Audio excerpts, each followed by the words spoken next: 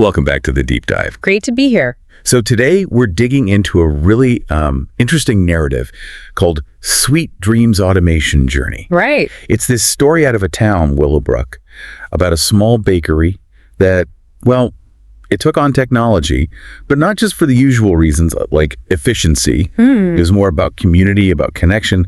It's kind of fascinating how they modernized but kept that small town bakery feel. It really is. And I think what's so insightful here is how it kind of flips the script on tech transformation.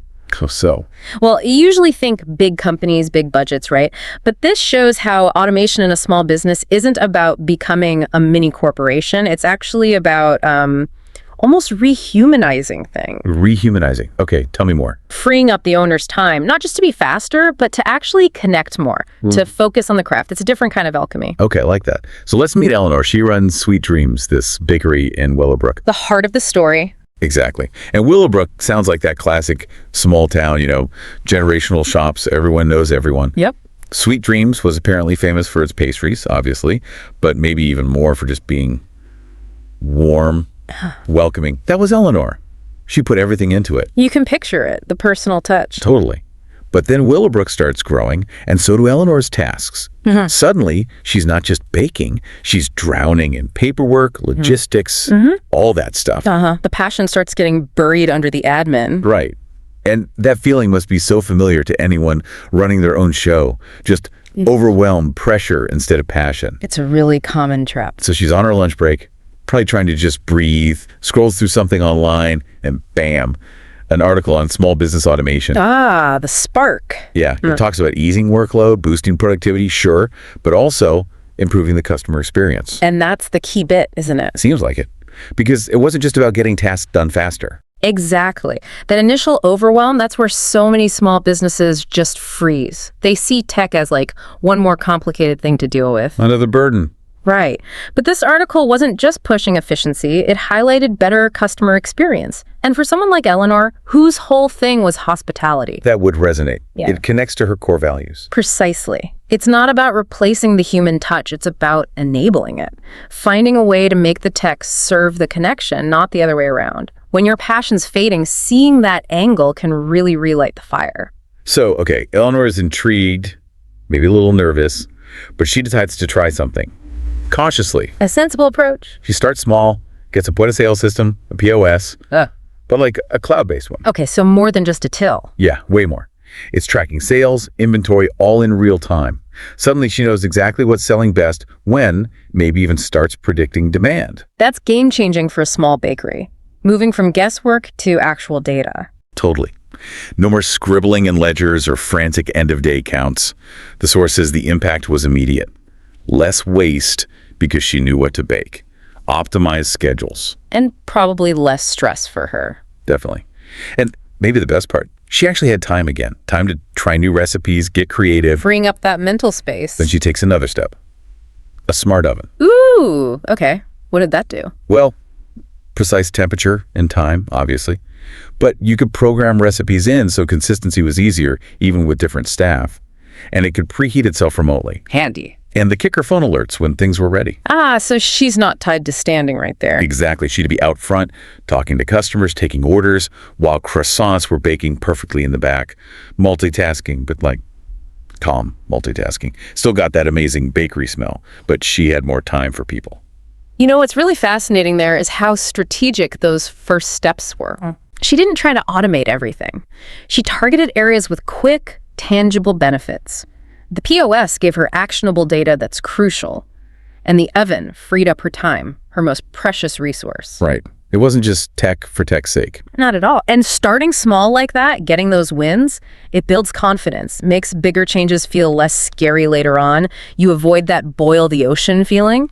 It's about using tech smartly to boost human capacity, not just replace it. Makes sense. And it worked. With less stress, more time, Eleanor's energy came back. Customers noticed. They always do. The bakery's reputation just grew and grew. And then the next logical step, really, an online ordering system. Moving into the digital space. Yeah. People could pre-order their favorite bread or pastries, just swing by and pick them up. Super popular with, busy folks, families. Convenience factor. Huge. But the source says it was more than just convenient. It actually turned the bakery into more of a like a community hub. Interesting. How so? It just integrated sweet dreams more into people's daily lives, their modern routines. It wasn't just a place you randomly walked into anymore. That's a really powerful point. For a small local business, going online isn't just about transactions. Right. It bridges the physical shop with people's digital lives. You meet them where they are planning their day online, maybe. It makes the local business more accessible, more integrated into the community fabric. It actually enhances the local connection, doesn't diminish it. Enhances, not diminishes. I like that. It kept the local charm, but added this layer of modern ease. Exactly. Convenient supporting community. But it wasn't all smooth sailing, right? Change is change. Always challenges. The source mentioned some of her older employees. Well, they were worried, job security, is this tech going to replace me? A totally understandable fear. Absolutely.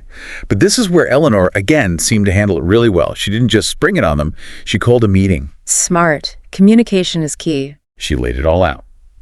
Explained the tech wasn't about replacing anyone. It was about empowering them. How did she frame that? Basically, let the tech handle the boring stuff. Inventory counts, maybe basic scheduling. That frees you up, the staff, to focus on the important things. Amazing customer service, getting creative with displays, maybe even new recipes. The human stuff. Redefining their roles to be more valuable, not less. Exactly. And apparently it worked. The team got on board. They saw it as a chance to learn new skills, maybe make their jobs even better. It sounds like a great outcome, and Eleanor obviously showed real leadership there. But how often does that conversation go wrong in other businesses? What's the usual pitfall? Good question. I suspect the misstep often is framing automation purely as like a cost-saving thing, about cutting headcount. That immediately puts people on the defensive. Understandable. What Eleanor nailed was the human-centric approach. She invested in her people, communicated clearly, showed them how their roles would evolve to be more fulfilling. It proves that successful tech adoption isn't just about the hardware or software. It's fundamentally about your people. Get that wrong, and the best tech in the world can fail. Yeah, that really resonates. And the story gets even more interesting because this success didn't just stay within the bakery walls. The ripple effect. Totally. Sweet Dreams kind of became this poster child for innovation in Willowbrook. Other business owners saw what Eleanor did and got inspired. Oh, cool. Like who? Well, the source mentions the local bookstore put in a cloud inventory system. The flower shop started doing online orders with local delivery. So they started talking, sharing ideas? Exactly. It wasn't just individual businesses anymore. Yeah. They started sharing what worked, what didn't, helping each other out. It sounds like this collective shift happened. Wow. The town became, as the source puts it, tech savvy, but, and this is the crucial bit, without losing its original charm. That is fascinating because it raises a big question, doesn't it? Which is? Can this kind of grassroots tech adoption, starting one business at a time, actually revitalize a whole community while letting it stay true to itself? This story seems to suggest. Yeah, it really does. It challenges the idea that technology somehow automatically erodes community character. Here, it seems to have strengthened it. Shared innovation, collaboration, it built a different kind of local network. Progress reinforcing identity, not overwriting it. That's a great way to put it. So fast forward a bit, Eleanor holds this open house, celebrating the bakery's journey, but also kind of the town's journey too. Nice touch. Yeah, sounds lovely. Twinkling lights, new pastries, neighbors mingling. And the source says Eleanor had this moment of realization, looking back at how overwhelmed she felt, how the passion was dimming, and now she's running this thriving business, meeting her community's needs in new ways, and somehow the whole process brought the town together. That's pretty profound. It really is. The message seems clear. Willowbrook got modern, but it stayed Willowbrook. Warm, charming. So what's the big takeaway here? What does it all really mean?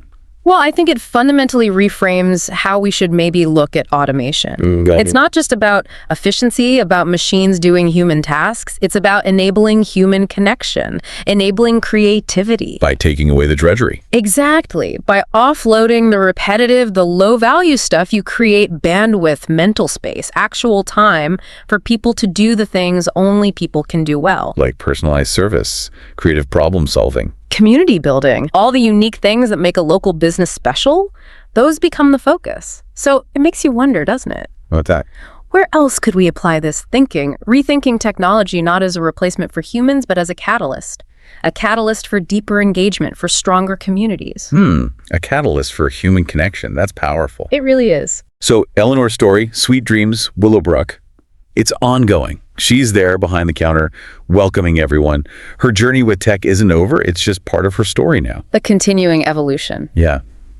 And it really makes you think, if automation helped a small-town bakery keep its soul while stepping into the future, what parts of your own life, or maybe your work, this sort of traditional aspects, could actually be made better, not worse, by just a thoughtful bit of technology? That's a great question to end on.